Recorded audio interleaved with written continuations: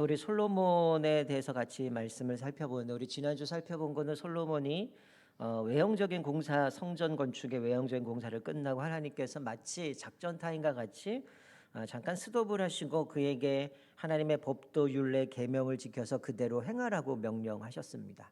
한마디로 지금까지 이뤄가는 과정 가운데 쉽게 얘기하면 오버하지 말고 하나의 말씀에 순종하면서 정해진 길로 가라라고 말씀해 주신 거죠. 자, 드디어 솔로몬은 이제 그 모든 공사가 성전의 외부 공사면 내부 공사 한 7년에 걸쳐서 완공을 하게 됩니다. 그래서 이제 그가 성전을 완공하고 나서 가장 먼저 한 것도 다름이 아니라 하나님의 말씀인 언약궤를 이제 성전에 드리게 되고요. 그리고 성전의 중심이 바로 이것에서 보여주는 것은 하나님의 말씀, 하나님의 임재 가운데 나가야 됨을 말씀해 주고 있는 거죠. 그러니까 아무리 이 성전이 화려한 성전일지라도 그곳에 하나님이 없다면 사실은 뭐 그 의미가 없는 거겠죠. 그래서 가장 먼저 이제 언약궤를 이제 지성소로 옮기게 되고, 그리고 이제 하나님께서 그들이 이제 하나님 앞에 자신들의 잘못들을 생각하며 또 희생 제사를 통해서 하나님 앞에 먼저 자신의 죄를 사죄하는 그런 제사를 드리게 됩니다. 그리고 나서 이제 그가 하나님 앞에 이 모든 것을 드리고 나서 마치 우리가 출애굽기 살펴봤을 때 모세가 성막을 다 짓고 나서 하나님의 영광의 임재가 가득했을 때에 그 영광이 너무 뜨겁고 하나님의 임재가 강렬했기 때문에 모세가 심히 그 성전에 들어가지 못했던 것처럼, 오늘 본문의 이 앞부분에 보면 이 솔로몬이 성전을 짓고 이제 그 언약궤를 드리고 희생제사를 드리고 나서 그 임재가 가득해서 제사장들이 이를 감당하지 못할 정도로 그 영광이 가득했음을 보여주고 있습니다. 자, 그리고 나서 오늘 본문의 말씀은 이제 솔로몬이 하나님께 기도하는 내용이 나옵니다. 사실은 뭐 이 8장 긴 내용이 이제 솔로몬의 기도인데요. 제가 오늘 준비하다가 이제 끊고 다음 주에 한번 더 살펴보려고 하는데요. 이 솔로몬의 기도를 보면 아주 구체적입니다. 이 성전을 짓고 나서 하나님 앞에 기도하는 그 기도의 제목들이 아주 구체적이고요. 얼마나 그 스펙트럼이 넓은가, 그냥 다양한 것들을 구체적으로 하나님 앞에 기도하는 모습을 보게 되죠. 우리 조광 목사님이 양육이 기도 베이직인데 아마 여러분들이 다양한 기도에 대해서 같이 좀 말씀도 살펴보고, 이제 교재는 끝났지만 이제 몇 주 더 살펴보시겠지만, 여러분 아마 조광 목사님도 그런 얘기를 하셨을 거예요. 이게 기도는 그냥 되는 게 아니죠. 내가 예수 믿는다고 그날부터 갑자기 기도가 막 줄줄 나오는 게 아니라 사실은 기도도 배워야 되고요, 훈련이 필요합니다. 이 솔로몬의 기도는 아주 구체적이었죠. 그래서 오늘 몇 가지만 좀 살펴보고, 크게 이제 세 가지만 살펴보고 다음 주에 더 살펴볼 건데요. 자, 이 솔로몬의 가장 첫 번째 기도는 뭐냐면 왕실에 대한 기도였습니다.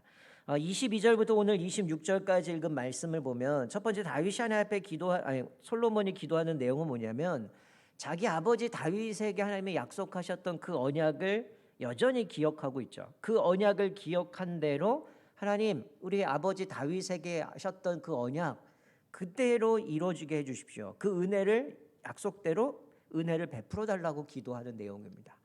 여러분, 우리가 처음에 이제 솔로몬의 성전을 이야기했을 때 처음 시작도 뭡니까? 사실은 우리가 뭐 설교 때 다루진 않았지만 이 열왕기상 앞부분에 딱 나오는 게 뭐냐면 다윗이 죽기 직전에 솔로몬을 불러서 얘기하는 겁니다. 나는 모든 사람이 가는 대로 간다.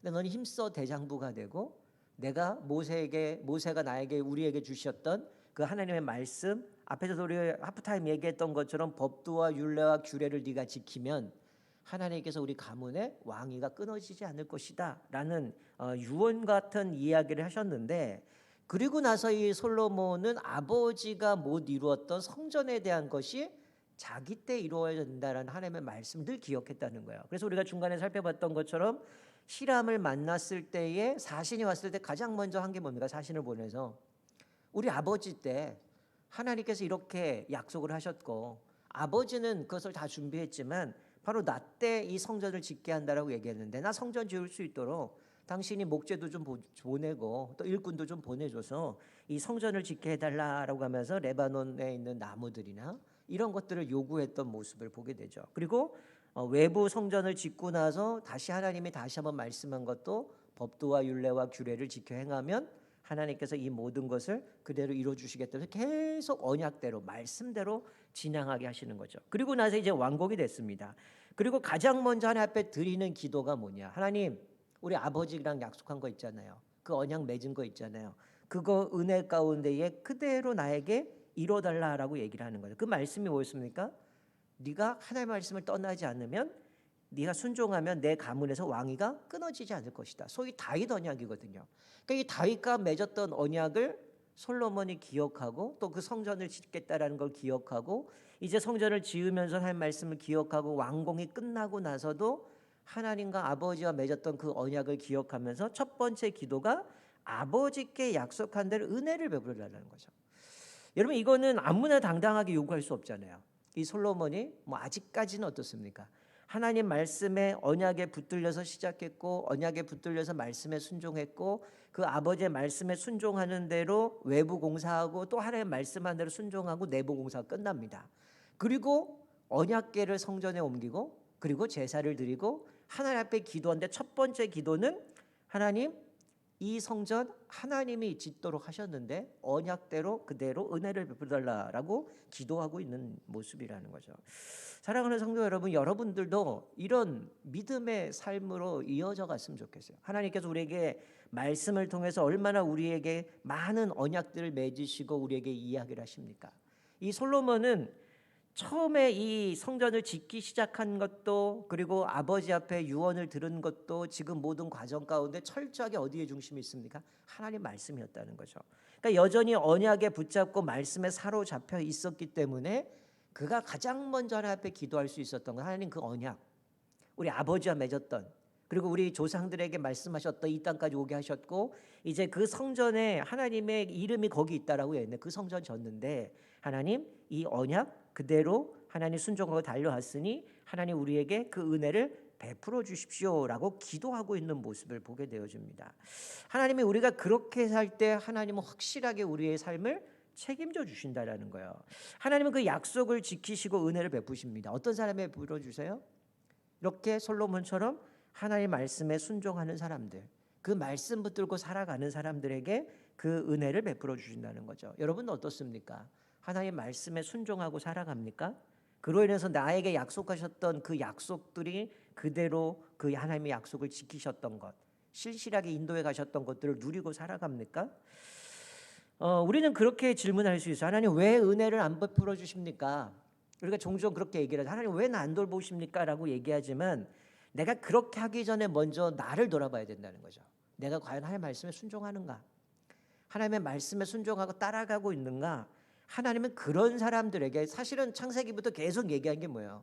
하나님의 말씀 순종하고 그 언약을 지키는 사람, 하나님은 그 사람에게 복을 주신다고 약속하거든요. 근데 자꾸만 우리는 순종은 빼버리고 뭔가 복만, 뭔가 은혜만 구하는 모습을 보지만 오늘 솔로몬이 이렇게 처음 하나님 앞에 기도하는 것도 당당하게 언약을 지켰고 말씀에 붙들려 있었기 때문에 하나님 앞에 그것을 고백하고 있는 내용이라는 거죠. 그래서 하나님 아버지와 약속했던 그 약속대로 우리에게 은혜를 베풀어 주십시오라고 고백을 하고 있는 것이죠.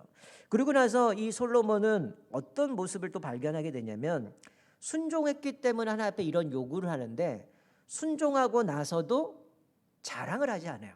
이거 내가 했습니다.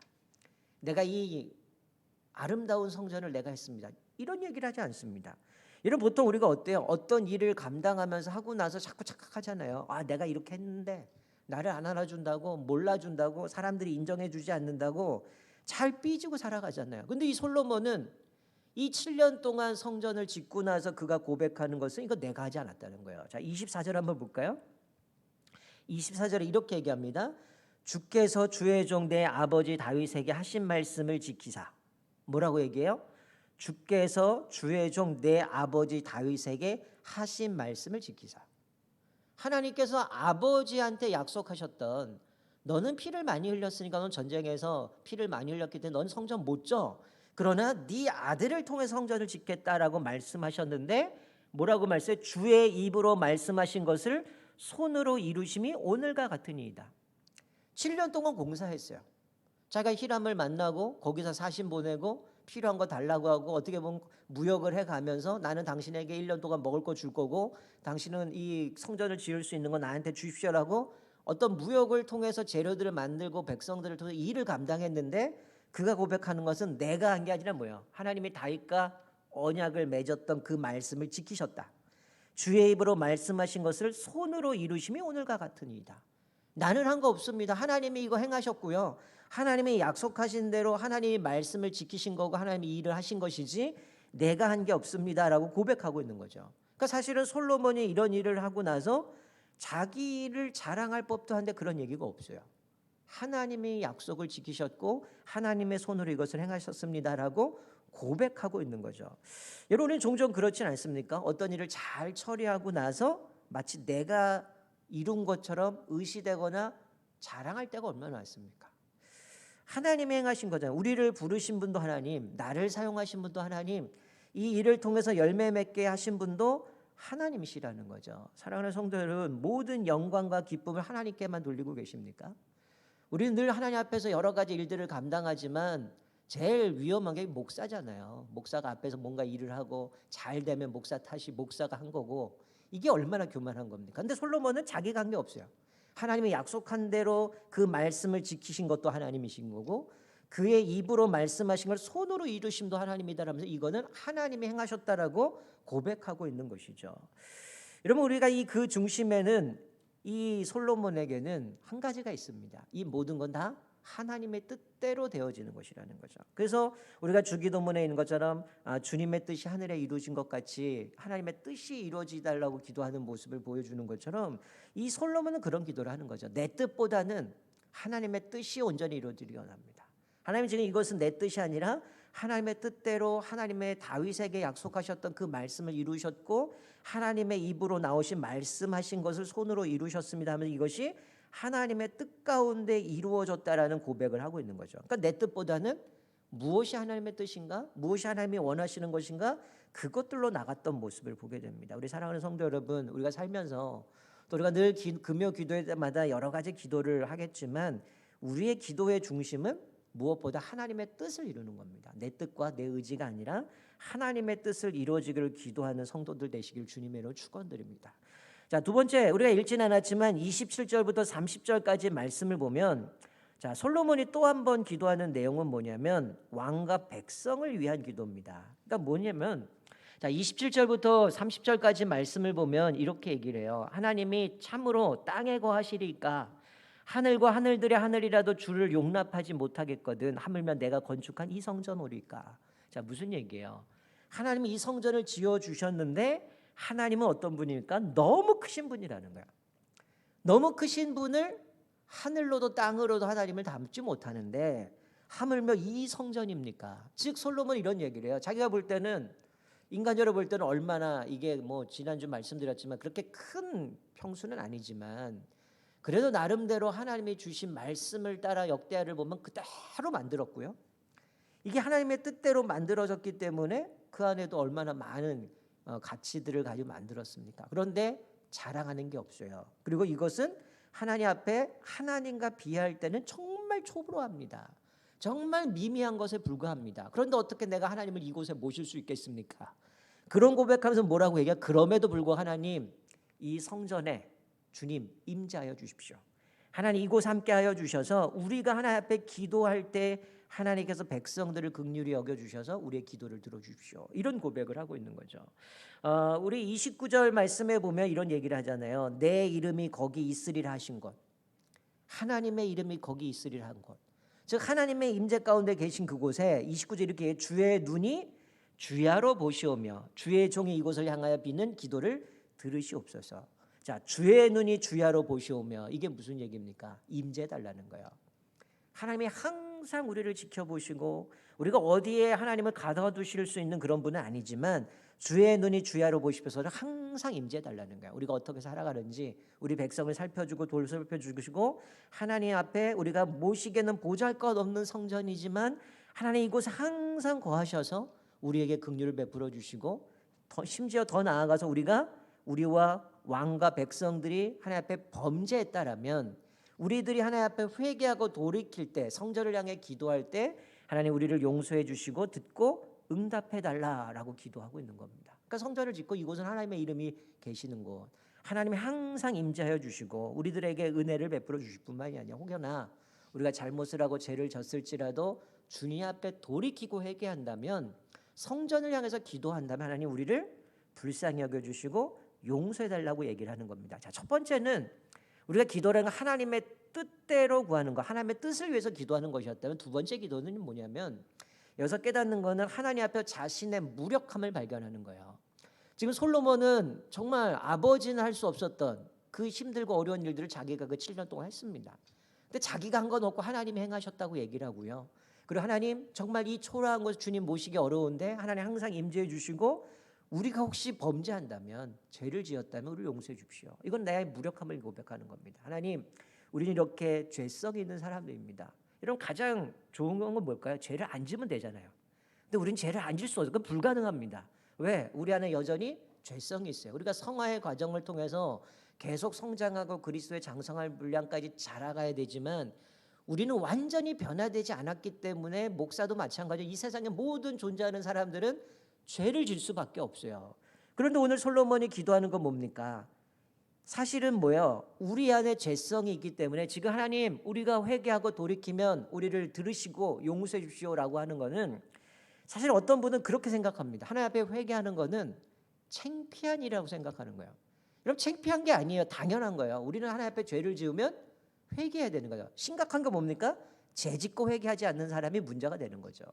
회개하는 것은 아무 문제가 안 됩니다. 하나님 앞에 회개하고 돌이키면, 우리가 주일날마다 제가 앞에 예배 드리면서 우리가 하나님 앞에 회개 기도하잖아요. 그때 말씀 나누는 게 뭡니까?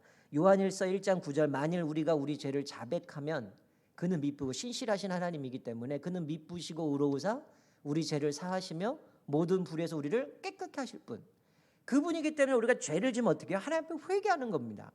회개할 때 우리는 거기서 진정한 자유함과 기쁨을 누릴 수 있는 거죠. 회개하지 않는 게 심각한 거지, 회개한다라는 거는 사실은 그게 반복되고 습관적이면 문제가 되지만 우리가 언제든지 죄성이 있기 때문에 실패할 수 있어요. 넘어질 수 있는, 목사도 마찬가지고요.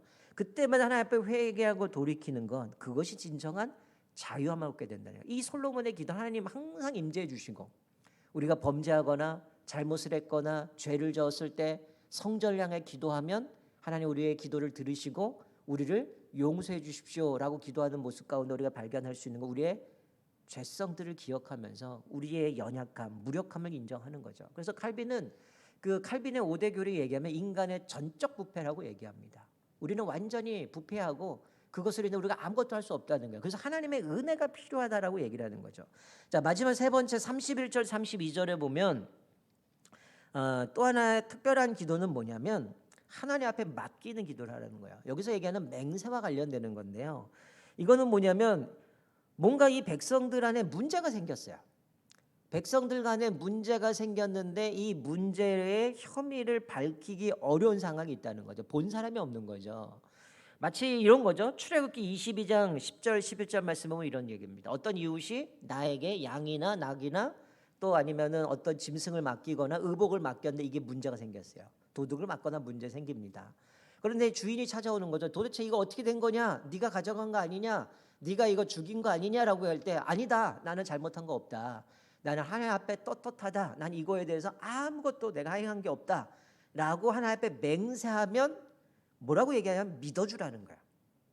그 사람이 하나님 앞에 그렇게 맹세했다면 그 사람이 한 걸 믿어주고 그 사람이 이제 그거에 대해서 이것에 대한 어떤 값을 지불하지 않도록 보상하지 않게 하는 룰이 있어요. 여러분, 우리가 나라에서도 법이 있잖아요. 뭐가 있습니까? 무죄 추정의 원칙. 어떤 사람이 죄를 져서 고발당하면 유죄로 발견되기 전까지 어떻게 무죄를 받잖아요. 지금 하나님께서는 사실은 이스라엘 백성들 출애굽에 그런 얘기를 합니다. 혹시 남의 것 가져가서 맡아놨는데 문제가 생기거나 죽거나 분실이 되어졌을 때 내가 죄가 없다고 하나님 앞에 맹세하면 그것은 보상할 필요가 없고 믿어주라고 얘기를 하는데, 근데 마태복음에 예수님 뭐라고 얘기합니까? 하늘로도 땅으로도 자기 머리로 맹세하지 말라는 거죠. 그냥 너희가 하려면 예스 아니요 이것만 얘기하라는 거. 왜 그럴까요? 더 나아가서 하늘로도 땅으로든 내 머리로든 맹세하는 건 뭡니까? 성경에 뭐라고 얘기하냐면 그것은 지나가는 것은 악을 쫓아가는 것이다. 즉 이게 어떠냐면 자기의 죄를 숨기기 위해서 의도적으로 허위적으로 위선하는 모습으로 맹세하는 거야. 야, 아니냐, 웃기지 마. 나 하나님한테 맹세하는데 나 절대 안 했어. 근데 알고 봤더니 그게 잘못된 거죠. 자기가 그것을 모면하기 위해서 맹세하는 것을 보면서 하나님은 예수님께서 그거 맹세하지 말아라. 하늘로도 땅으로도 네 머리로도 오직 하나님께는 네 아니요만 대답하고 맹세하지 말라라고 얘기를 하는데, 지금 여기서 이야기하고 있는 모습은 이 문제가 발생했는데 혐의를 밝히기 어려울 때에 사실 이런 건 어떻게 됩니까? 때로는 여기서 실제적인 제사장들이 그 모습 가운데 판결을 하고 축복을 하거나 저주를 해서 그것이 끝나버리거든요. 근데 지금 솔로몬이 이것을 이야기하고 있는 것은 그런 문제가 발견했을 때 어떡하라는 거예요? 하나님 앞에 맡기라는 겁니다. 하나님은 신원하시는 분이라는, 우리의 억울함을 해결해 주신 분이라는 거예요. 여러분, 우리가 살아가면서 얼마나 억울한 일이 많습니까? 나는 잘못 안 했는데 마치 내가 뒤집었을 때도 있고요. 억울할 때도 많잖아요. 근데 어떡합니까? 성경은 그럴 때에 하나님, 우리가 성전을 향한 하나님 앞에 기도할 때에 성전에서 결백을 주장하면서 맹세할 때 어떡하라는 거예요? 하나님, 진실과 거짓을 밝혀주시기를 기도하는 겁니다. 하나님, 나는 억울한데요, 하나님 이거 어떻게 할 수가 없습니다. 제사장의 판결을 해서 축복할 수도 있고 저주받을 수 있는데 난 억울한데 어떡합니까? 하나님 앞에 기도하면 하나님은 우리의 모든 것을 보고 아시는 분이기 때문에 하나님께서 인간의 한계 속에 있는 이 어떤 거 해결할 수 없는 문제를 하나님이 정확히 판결해 주실 것이기 때문에 뭐 하라는 겁니까? 억울해하지 말고 불평하지 말고 원망하지 말고 하나님께 맡기고 기도하라고 말씀해 주고 있는 것이죠. 자, 오늘 세 가지를 얘기했습니다. 여기서 우리가 발견할 수 있는 첫 번째 기도는 뭡니까? 우리의 기도는 하나님의 뜻을 구해야 된다는 거. 내 뜻, 내 의지가 아니라 하나님의 뜻을 따라 기도해야 된다는 거고요. 두 번째는 나의 무력함을 인정하라는 거예요. 우리는 죄인이라는 것. 그래서 언제든지 죄를 질 수 있기 때문에 하나님 앞에 회개할 때 진정한 자유함과 회복을 얻을 수 있다라는 모습 가운데 솔로몬, 하나님 항상 임재해 주시고 혹시 우리가 범죄했을지라도 회개하면 우리의 죄를 용서해 주십시오라고 고백한 하나님의 임재를 구하고요. 회개를 기도했고요.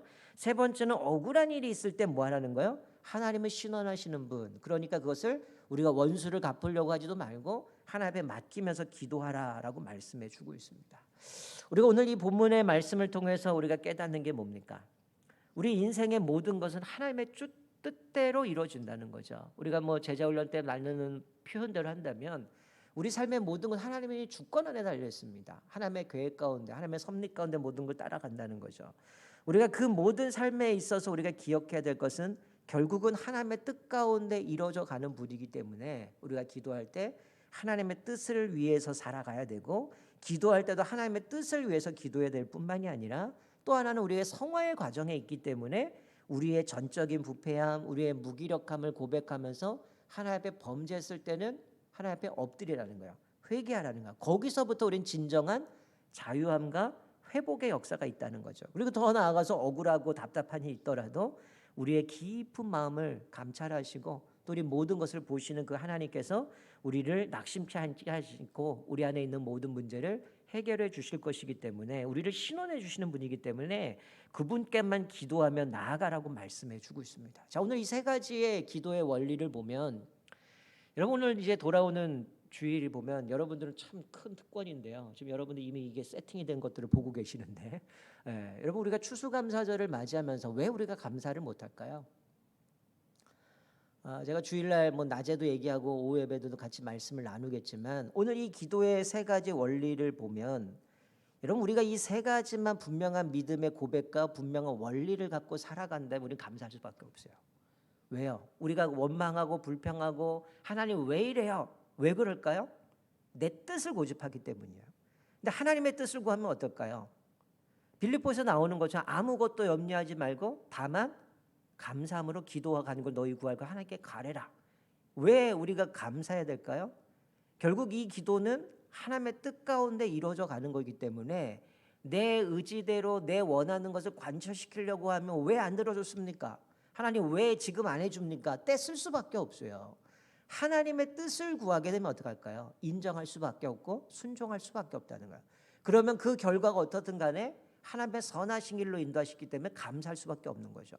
또 하나, 내가 하나님 앞에 무기력함을 고백하면서 난 전적으로 부패했기 때문에 하나님 앞에 사죄를 기도하면서 하나님이 나에게 죄를 용서해 주셨을 때 어떡합니까? 당연히 감사하겠죠. 내 죄 때문에 나는 해결할 수 없는 문제를 예수 그리스도로 해결해 주셨고 그 하나님의 은혜 때문에 내가 지금 살아가는 건데 그 은혜를 잊어버리면 어떨까요? 불평하고 원망할 수밖에 없죠. 그러나 늘 구원의 감격, 기쁨이 있다면 어때요? 하나님 앞에 나를 용서하신 것, 내 죄를 사하여 주신 것, 또다시 넘어져도 다시 일으켜 주시고 나를 붙들어준 그 하나님 앞에 감사할 수밖에 없는 거고요. 때로는 억울한 일 당해도 어때요? 하나님이 다 알고 계시다는 거야. 사람은 몰라줄 수 있지만, 사람은 나에게 누명을 씌울 수 있고, 사람이 나를 그것 가운데 누명 씌워서 억울하게 만들 수 있지만, 하나님이 다 알고 계시고 하나님의 그것들을 신원해 주실 것이기 때문에 또 주님 앞에 감사하며 나아갈 수 있다는 거야. 근데 이것이 인간적인 방법으로 내 뜻대로, 그리고 내가 이것을 숨겨서 뭔가 모면하려고 하고 뭔가 억울한 걸 내가 갚으려고 하면 결국은 인간의 잘못된 생각들로 인해서 그르치는 모습을 보게 되어집니다. 그리고 오늘 말씀을 기억하면서 한번 우리들의 신앙의 삶을 돌아보면, 나는 주님의 뜻을 구하며 살아가고 있는가?